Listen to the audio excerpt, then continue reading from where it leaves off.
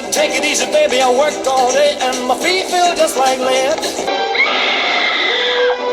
Johnny, Iran launched a bloody big attack on Israel. Surely that's a bloody terrible escalation of things going on over there. Well, it is and it isn't, Johnny. It is and it isn't. What sort of a bloody answer is that? What do you think of... Yeah, it is or it isn't. Now, remember a couple of weeks ago, Johnny, Israel, sent that missile over a couple of countries into that bloody consulate, killing that bloody Iranian general or whatever the fucking hell. Israel's bombing of the Iranian consulate in Syria killed 13 people, including 7 members of the IRGC. Israel has a history of conducting covert attacks inside Iran.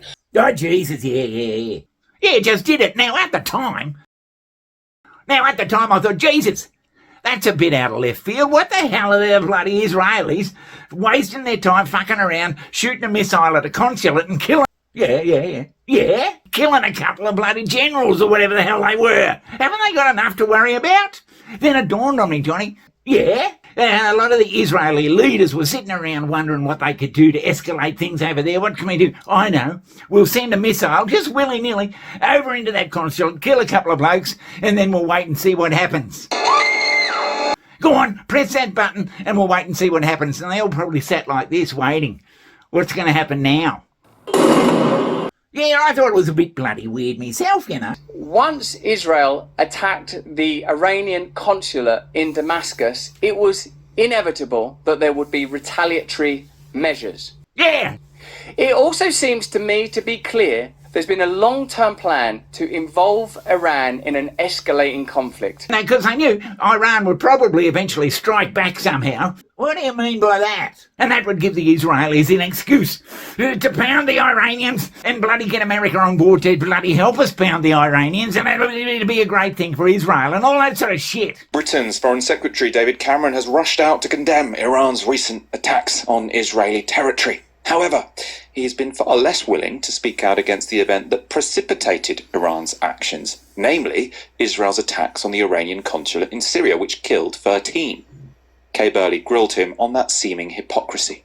Is it bad judgment or good judgment to hit Iranian sovereign territory in Damascus? Look, that's something the Israelis decided to do. We haven't made a... I know, well, I'll answer the question, which is, I can completely understand the frustration the Israelis feel. So you're saying that Israel, thinking they had to escalate things to get more support for this and that, they were sitting around thinking about what they could do, so they come up with this shitty plan to send a missile across countries and bomb a bloody consulate. Eventually, Johnny, the Iranians came up with a bloody plan. They were going to send hundreds of bloody drones, slow-moving drones, that took a couple of hours to get to Israel. They were going to send them over. So let me get this straight. Yeah, because the Iranians aren't quite as dumb as what we reckon, Johnny. That's right. Yeah, right, by jingoes. Yeah, they started thinking, if we send a whole lot of drones over there, hundreds, it'll tie up their whole bloody Iron Dome bloody anti-missile bloody stuff. And while they're doing all that, trying to stop the slow-moving drones, we'll send a couple of missiles in and attack what do you want to attack? And that's exactly what happened. They claim they shot down 97% of the bombs. Some missiles got through and damaged the Nevada. So we talked about this with Scott Ritter. Iran won this. Iran showed that they were able to bomb Israel's most guarded military base in the world, the most guarded military base in the world. With our stuff in it. With the United States, they were able to bomb it. So even though the coalition of the good that we're supposed to be in said that we thwarted this horrendous attack by Iran, they actually bloody got tricked. Well, are you saying that they're playing games? And on top of that, Johnny, Iran was very polite in its attack. It actually gave 72 hours It actually gave 72 hours notice. How many hours? No, it actually gave 72 hours notice that the attack was coming. Probably because it'd take 72 hours for the fucking drones to get there. Iran even gave them 72 hours notice that they were getting ready to bomb these bases, and they were able to bomb them. Did you know that? No, I did not know that. Yes, there it is. What? 72 hours warning? What sort of an attack is that for Christ? So, that's a polite attack, I reckon, yes. The Iranians were just being polite and giving the enemy country plenty of hours' notice. So you're saying that the Iranians sent a whole lot of shitty little drones over that took hours to get there. They sent them over there to tie up the bloody Israeli bloody Iron Dome bloody missiles, the anti-missile stuff, to tie them all up, and while they were all tied up fighting these busy little drones, the Iranians sent a couple of missiles in and bombed what they wanted to bomb? Is that what you're insinuating? And this bloke, the former bloody English Prime Minister, he's a fucking idiot, really. Have a listen to this piece of shit. Center of all this, you need someone that is going to bring love into the conversation.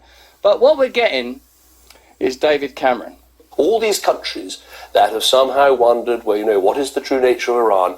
It's there in black and white. What would Britain do if a hostile nation flattened one of our consulates? Well, we would take the very strong action.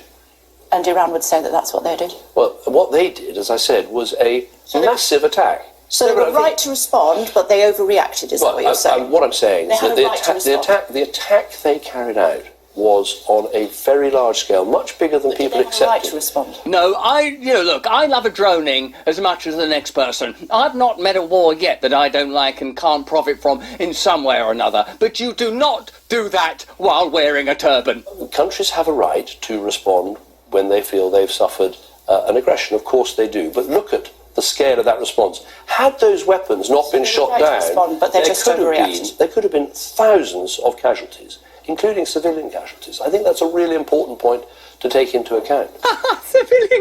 He's bringing up civilian casualties with what's going on in Gaza right now.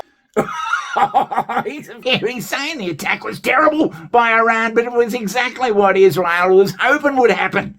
Right, yeah. It makes him look like a bloody idiot and the whole fucking thing like a sham. That's right, I've said it, a sham. So, Johnny, it seems we've got to put up with this bullshit for quite some. A sham that these countries are trying to pull over everybody in the whole world. Yeah, we'll do all these little tricks. And the people will think that, and then we'll tell them that, and then the people will think that, and before you know it, we'll have support for a full-blown war against Iran. Yeah, that's great. Go bossa nova, baby, keep on dancing. I'm about to have myself a fit. Bossa nova.